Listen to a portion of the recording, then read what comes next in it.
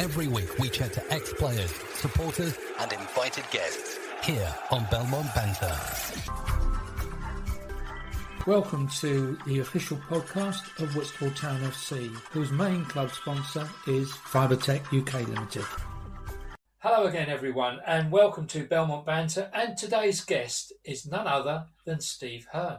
Now Steve has quite an interesting and varied football career, and I'm sure he's going to tell us all about it. But first of all, Steve, welcome to Belmont Banter, mate. How are you? Not too bad, Tony. Thanks a lot, mate. Thanks a lot for the interview. The timing's right, mate. We're in lockdown, so you've got the time and I've got the time, so it's good. It's good. Lovely, mate. Lovely.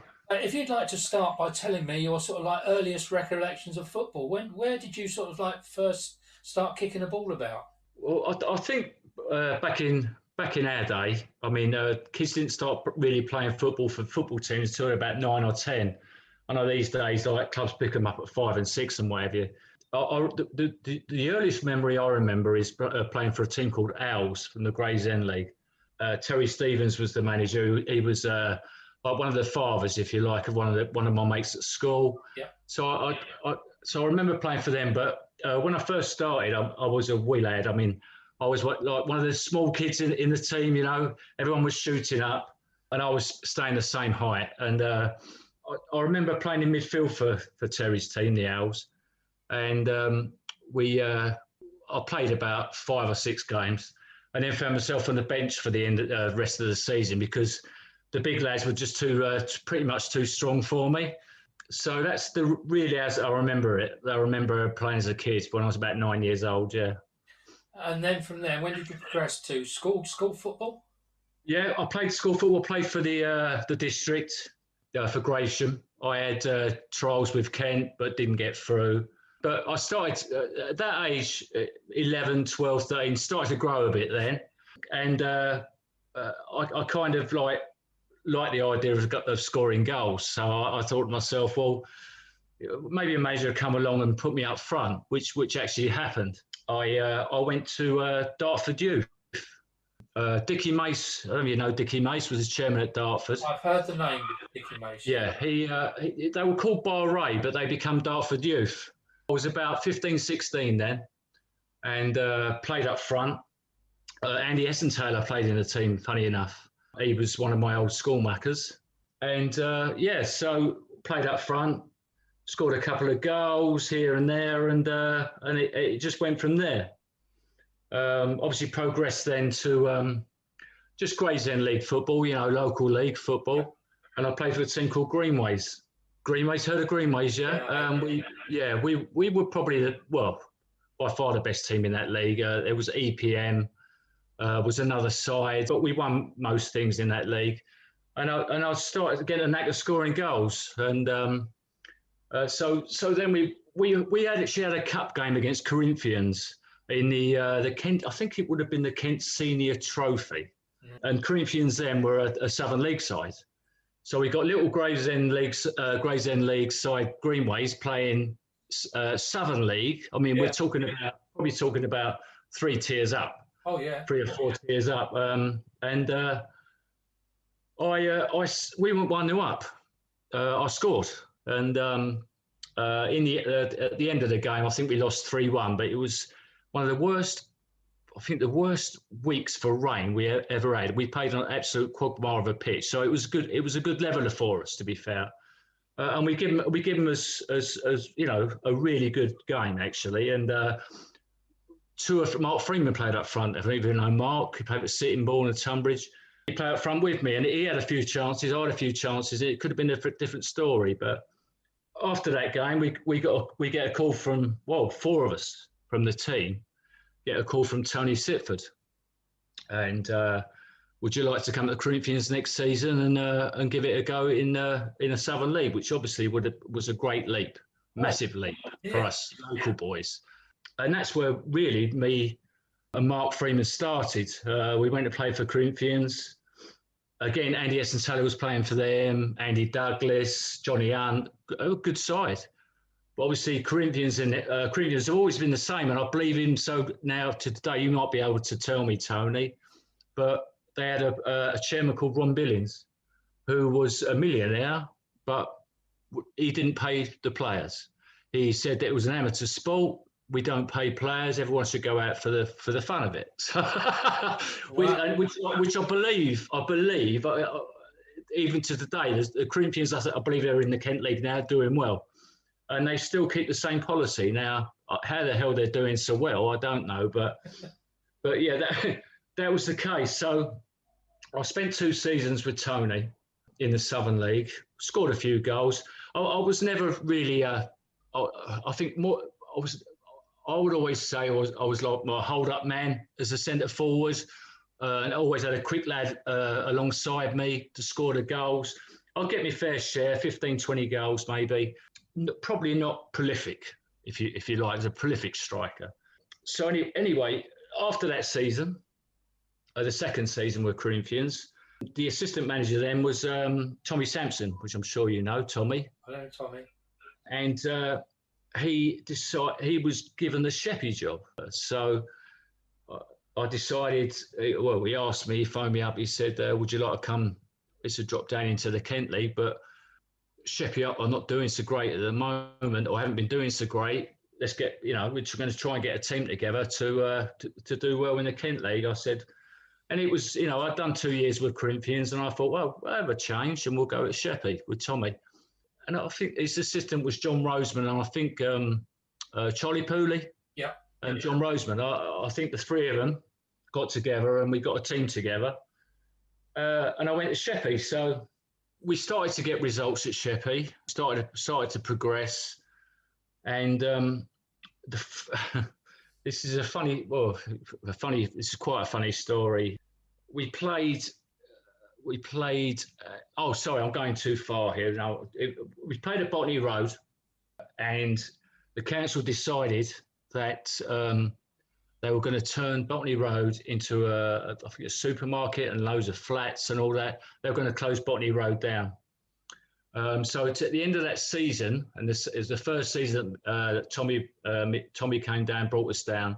We played Kent Police, so it would have been the last game ever played at Botany Road. And luckily enough, we won 2-1.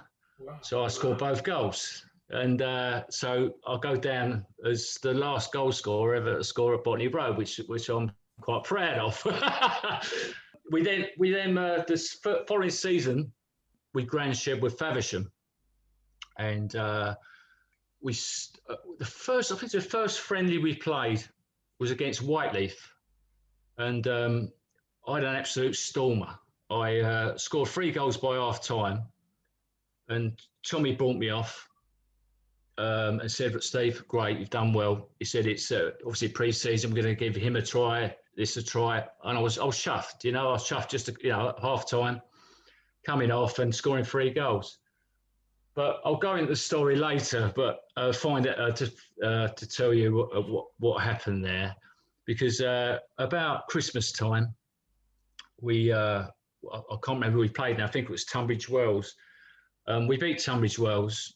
I got a couple of goals that day, and we was having a few beers in a Faversham bar. And what we didn't know, that all the committee was behind, the Faversham committee were behind the bar, serving the drinks and what have you.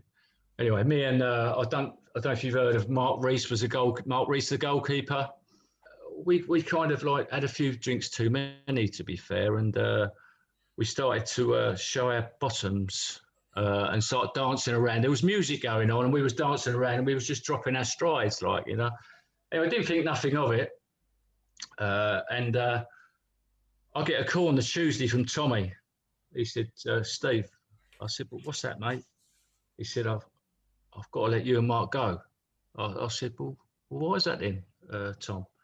He said, "Apparently he was half naked in a bar on Saturday with Racy dancing about, like, making an idiot of yourself." I said, he said, "To be fair, Steve," he said, "the chairman has said, if you and Mark are not released from Sheppey, then we won't be at a grand share." He said, "It's that serious." He said, "It's that serious." He said that we've got to let you go, mate. So I went, "Oh, okay.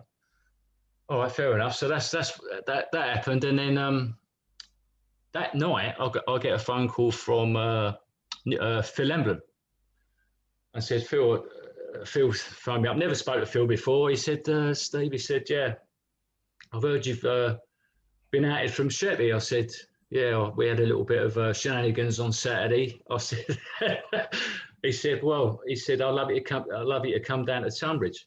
So I went, okay, then, yeah, that sounds good. And I knew that we'd played Tonbridge a couple of times before, and they've got a great fan base. It's a great club, so I was quite pleased for the move. You know, it's a good move for me. Going back to the story about Whiteleaf, I finds out about a month later that they had spoke to Tommy at after the game, and offered 10 grand for me. He never told me. What? Never told. 10, yeah. He spoke to Tommy after the game. He said to him, Steve, on a contract. Tommy's gone, yeah, he's on contract. He's on contract, mate. There's no chance you can have him. We've got him here for a 2-year contract. They give him a load of rubbish. Oh. And so that was Paul Inchwood, ex-Crystal Palace, that was manager of Whiteleaf. And he actually, he put in 10 grand. It actually went into the local newspaper when the story came out. But I'd long gone by then. So Tommy, bit harsh that one, Tommy, you know. Anyway, I went to Tonbridge, and to be fair, supporters wise, Tonbridge, what a great club, you know, well supported. Really enjoyed myself at Tonbridge.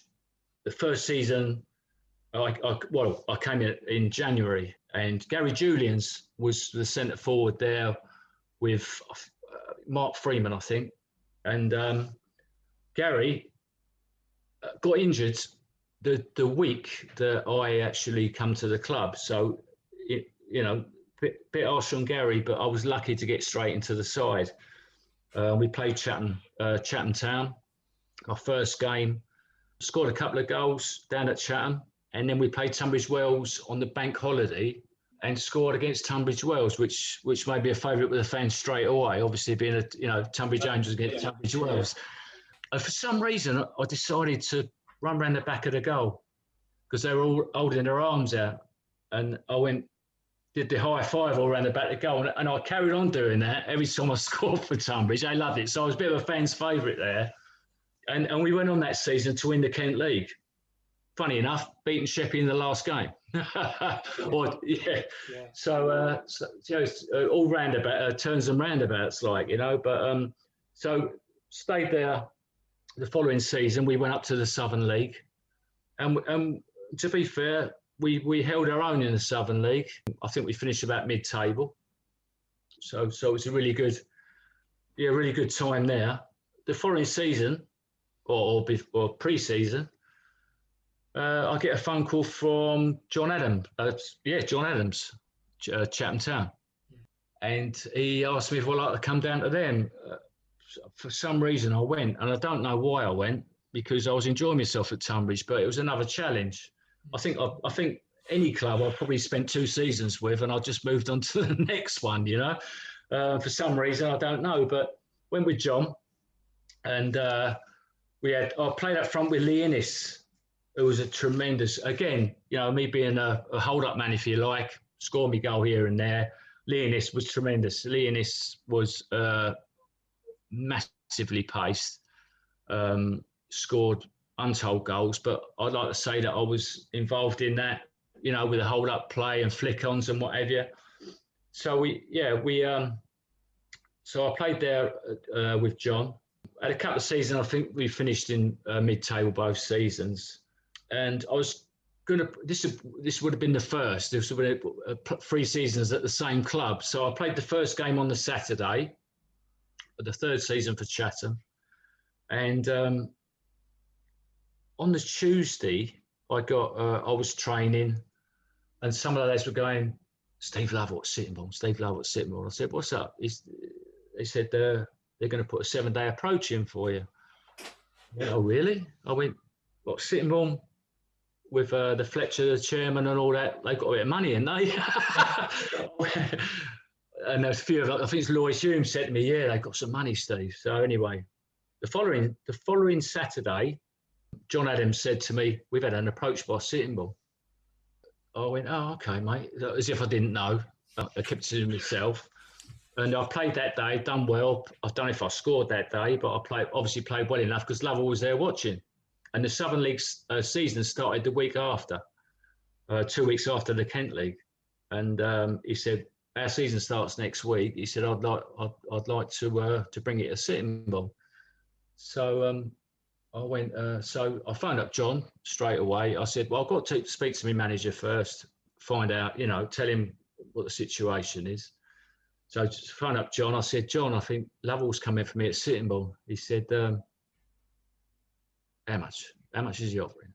I said, I don't know yet. I've just come to you, I've just come to you, to say to you, John, about the situation, but I'm going to speak to him if that's all right. He said, okay, we'll up your money a tenner. All right, all right. So that would have been about 35 quid.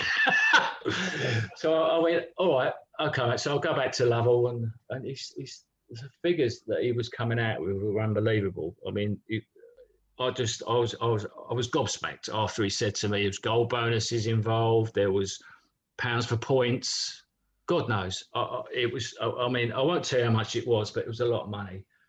So I've gone back to John and I've said, I think I'm going to go Sittingbourne, mate. He said, really? Even though we offered you a tenner more? I said, mate, honestly, the money they're offering down now, Tony, it's not all about money for me, but it's not about money for me, to be fair. But if you're working and you can earn that, pretty much double your wages, yes. So I went to Sittingbourne with Steve. Whitstable Town Football Club's main sponsor is Fibertech UK Limited. You had some great players there. Alan Walker was centre half then. All the Gills, the ex-Gills, Paul Ayler, were all coming out, have all dropped down. Steve became manager. They were still around about 33, 34 then. So they still had a little bit left in them, all playing. Ricky Pearson played, Andy Blondridge, Gary Kimball, very good side.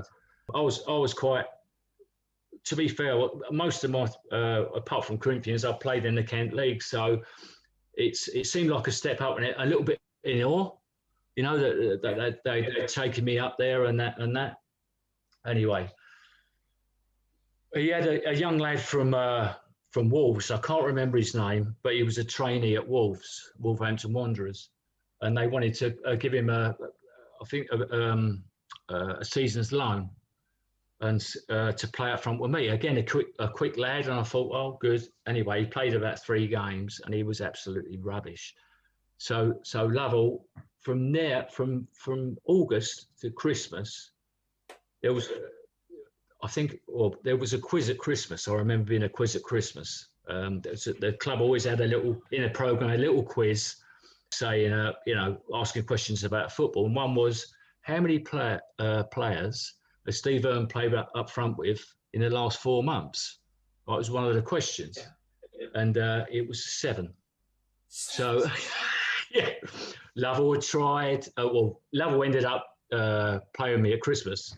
But I'd had 6 before then that had tried to play up front, right, and wasn't good enough. Yeah. So, but to be fair, we were still about 2nd or 3rd in the league because we had a great side that had good midfield players. Alan Walker scored 24 goals from centre half that season, from set plays. Seriously. So all over the team we had goals. So we didn't, even though I had so many centre forwards come with me in that 4 months. We were still 2nd or 3rd, and we ended up getting a young lad called Tommy Plank out of the youth team. He was only 17 years old, and the second half of the season we absolutely ploughed on. The boy was fantastic. Again, me and him worked really well, and I think he scored in the second half of the season about 20 goals himself, and we ended up winning the league. That would be the Southern League, and so I had a 2-year contract with a year option, but it was the club's option to keep me or let me go. So we would have then have been in the Southern Premier, and I think Steve had a couple of centre forwards earmarked to play in that Premier League because I think they were conference players. Yeah. Because that step up for me, I never played higher than the Southern League. So the Southern Premier maybe he thought was maybe too big a step up for me. So that was that. When in the ballroom, he said, I'm going to release you for the second season. I said, well, fair enough. I really enjoyed myself, you know. I picked up a couple of quiz along the way. Yeah. And so I thought, and this was the first time that I had a season where I didn't know where I was going the next season. So sat by the phone, as you do, pre-season. And I said to myself, right, the first person who rings me, I'm going to go there. You know, if I get 2 or 3 phone calls after, it doesn't matter. I'm gonna go. So I'll get a phone call from Wayne Godden. Obviously, your club, Whitstable Town. Yeah. And Wayne said to me, I've just been given the manager's job at Whitstable. Well, do you fancy coming down and playing for us? I said, and I remember Wayne from the Sheppey days with Tommy Sampson. And I said, Wayne, no one's called me, mate, so I'm coming. And what I did then, because obviously he had to get his own side together. Yeah. There was 2 or 3 lads, obviously at Whitstable, that have been at Whitstable for a long time. Jimmy Pickard was one, Russell Mason, you know, all the local boys. So he had his clucks of local boys, but he wanted to bring a few other boys in. I asked me, he said, can you ask your brother to come down, Cliff? You know, he's a centre half. So, and I brought Terry Nightingale with me as well. And if you remember Bert Rosa. Yes. Bert Rosa. So the 4 of us come down. And was it my first? Yeah, was it the first game we played Hivetown away? And I got a hat trick that day, if you remember, Tony. And but before that game, Wayne said to me, he said, how much do you want, Steve? I said, well, he said, the club haven't got a lot of money, to be fair. He said, and he gave me a figure, and I said, well, that's my petrol money. I said, at the end of the day, I said, listen, Wayne, I don't score many goals. I don't score many goals. I said, I'm more of a hold-up player. A young lad that play alongside me, that he'll score the goals, but, you know, I'll do a job for you. So I said, ask Joe if he'll give me a 10 goal bonus. Yeah, because I don't score a lot of goals. And Wayne said, right, I'll do that. I'll ask Joe that. So he's gone to ask Joe. I'll get a phone call that night. He said, Ernie, he's giving you a £10 goal bonus. I said, brilliant. I said, I'll score, I don't know, 15 goals, you know. He said, yeah, fair enough. He said, fair enough. So anyway, first game gets a hat trick against Hive, and it all started from there, as you know, Tony. You know, and it was unbelievable. And I think I found that Whitstable. He played me up front with Lee Blossom for a few games. I think. Who's the other lad? Lee Thompson. Lee Thompson. Yeah, Lee Thompson was there as well. And I played with Lee a few games. I played with Lee Boston a few games. And I don't think it really worked for Wayne. And I think in the end he decided that he'd rather have 2 wide boys and have me as a target man and goal scorer, you know, after the first game. So it was on me really to score the goals. So I think Terry and Nightingale played wide. Tony Darren, I think Tony Darren played wide as well. Both great crosses to the ball. So I was getting untold chances in front of goal, you know. And another lad, Jamie Smithson, come to us from Thames Poly when we played them as well. So I, you know, some great crosses into the box, and I think we started off really well Whitstable that season. I think for the first 2 or 3 months, I think we was in the top 6, I think. And by Christmas, I got 20 goals. I thought, well, this ain't right. You know. And but we carried on the way we was. I think we dropped off a little bit in January, February, didn't we? Yeah. To be fair, and we started trying to. I don't know, it was trying too hard, or it wasn't working out for us. But I remember one particular game, and you might remember this, Tony. We played. We was really itching to get a result. I think we'd lost 2 or 3. We'd drawn a couple, and we played Slade Green.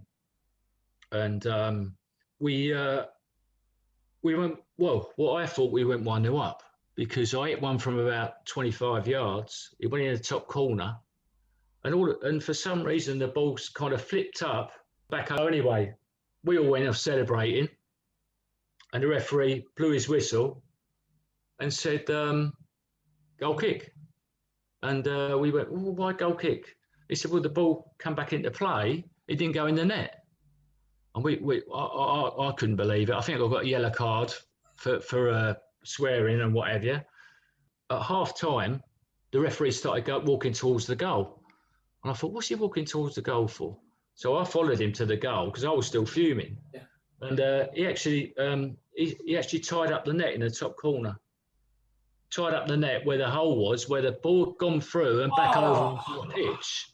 Do you not remember that, Tony? No. You know, I remember, because what happened then is that the referee was actually getting assessed that day.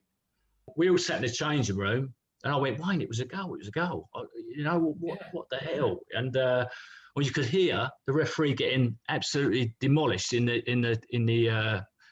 little room that he had in between the referee's room. You know, they were really having a go at him, and we lost that game 1-0. They scored in the second half. We lost that game 1-0. And it's just one of them funny things. You think you scored a goal. It's flipped through a hole in the net, back onto the pitch again, and no goal. So the goal that never was. The goal that never was. And I remember John Roseman being behind the goal as well, because John Roseman liked to rant, didn't he, John? Just a bit. John Roseman actually come down to watch the game. And I could hear him shouting at the referee, loads of expletives. John would go on, and he was in the bar afterwards, and we was all having a laugh about it. But no, it was personal. Again, I've got to go to supporters here. What a great club Whitstable is for support as well. Some great supporters. I think they took to me as well, so I got Supporters Player of the Year that season. But unfortunately, it wasn't a great season for Wayne, being his first season, and I think that the committee decided that one season was enough for Wayne. And I think the next season the reserve team manager came in, and they went a little bit local rather than getting players in. So it was. I would have loved to have had another 2 or 3 seasons at Whitstable, because I loved it there now. Lovely pitch. Yeah. Lovely pitch as well. Great pitch, great supporters, nice club. But unfortunately, again, I've got to sit sitting by the phone again. But I did get a call. I got a call from Cole Larriman, who had just become manager of Chatham Town, and because then I was just the other side of 30.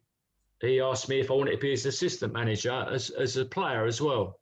Assistant player manager, if you like, and that seemed like a good opportunity, because I was getting in my first, and I did have ambitions of being a manager maybe after. So went to Chatham.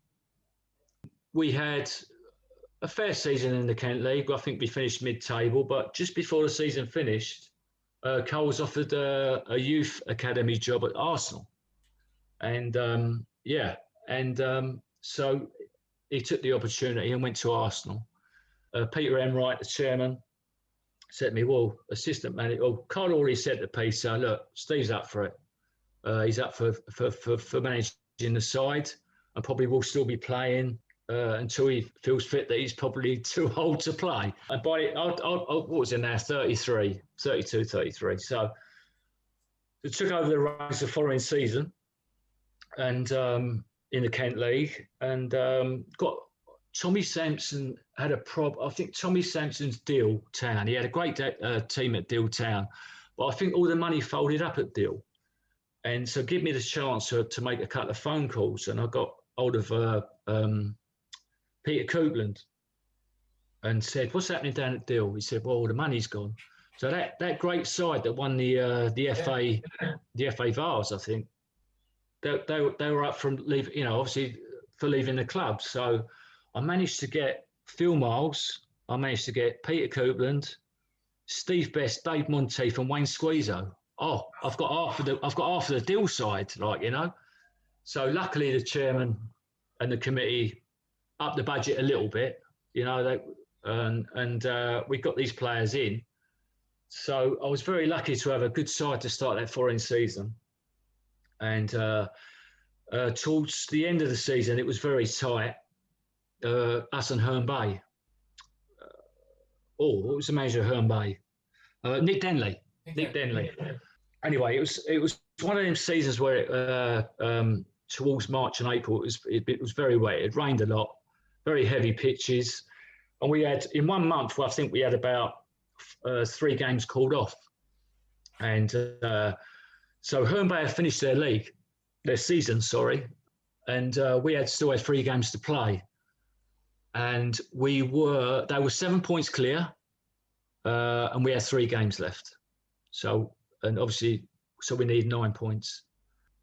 Or it might be another. Was it 2 points? Was it 2 points a game back in them days? Is it 2 points? Or was it 3? It might have been. So it might have been like we needed. I know we needed to win all 3 games. So Herne Bay finished the season, and because obviously they wanted to close the season by the end of March, April, we had 3 games in 3 days. So we had to play VCD on the Thursday evening. We had to play Faversham on the Saturday, and then play Thamesmead on the Monday. Wow. Okay, so they made us play the 3 games in 5 days. Wow. So on the Thursday, we played VCD away at Thamesmead's ground. That was ground sharing, and we won 5-2. And we even had centre forward Tunde Asaja was sent off that game after about 20 minutes. So we beat them 5-2 with 10 players. So that was good going. Got over that hurdle. We played Faversham on the Saturday. Faversham bottom of the league. I mean, I think they picked up towards their last game of the season. It was. I think they picked up 9 points, and they went 1-0 up down at their place, and we equalised through. I remember our centre half Glenn Cook equalised, and we got a winner. I think in about the 80th minute. So we were still there. We won the game 2-1 and went on to the game on Monday, and we had Thamesmead, and I'd looked through the results of Thamesmead. I'd had them watched a couple of times. They had not lost a game all season at home. They had drawn 2 and won all the rest. So what a difficult game for the last game. And we went there. Good crowd there was actually for that last game. I think a lot of the Kent people have come up to watch it because they knew how tight it was. All the Herne Bay players were there, obviously watching the game. Herne Bay committee were there, and a lot of their supporters. So it was a big crowd, but obviously all different crowds from around Kent. Yeah. And we went 1-0 up with Sean Mitchell in the first half. Just before half time, they got a header. It went 1-1. Anyway, this is a good story. Again, it must have been about 5 minutes left. I actually played in that game. And I could see Steve Best making a run forward with 5 minutes to go. And I had a long throw. I actually launched the ball over the top of the centre half's head. And Steve had pretty much a 1-on-1, but he wasn't the quickest, Steve. Right, so by the time he got to the goal, they picked up the pace and they closed him down a bit. He squared it at Tunde Asaja. Tunde went to shoot and shanked it back to Steve Best, who's now inside the area. Anyway, just before I tell you what happened, the league committee, believe this or not, my dad told me this because he was standing right next to him. There was a big cup there, and the league committee had started putting blue and white ribbons on the cup, seriously, for Herne Bay. They had started putting the blue and white ribbons on. Yeah, and it was all down the side of the cup, right? And Bestie hit one into the top corner, and all of a sudden, and my dad said, all of a sudden, the committee members of the league started whipping these blue and white things on and putting red and white on, yeah, and so what a great finish to a season. Yeah, scoring in the last 5 minutes of the game to win the league, and so very proud man of Chatham Town that day. Yeah, very proud to my first season and as manager and winning the league. Not so good the second league. The Southern League was probably there was some good sides in that Southern League. The Chelmsfords, Chelmsford Cities, Dorchester, some great sides in that. And to be fair though, but by September we was top of the league. I think we've won 4 games and drawn 1, but it went downhill from then. Yeah. And we finished the season actually just scraping by the skin of our teeth and staying up. And then I got the Gooner for that. And I which I thought was a bit harsh, the second season. I was let go. I think they had someone who wanted to take over the team. I think it was the Dover manager that come in and wanted to take the club to the next level, which never happened. But I think that's what their ambitions were, to go higher. So what was I now? I was 34. Probably had another season left in me. And Nick Denley, the Herne Bay manager, funny enough, gave me a call. He wanted to play me as centre-half, which I've never played centre-half before. I know they say the older you get, the further you go back in the team, you're midfield, the centre-half. So I played a few games for Nick at centre-half and didn't really enjoy it so much. Knew I was probably coming to the end of my career, sort of. And I did get a chance to play up front. I think I played a couple of FA Cup games up front.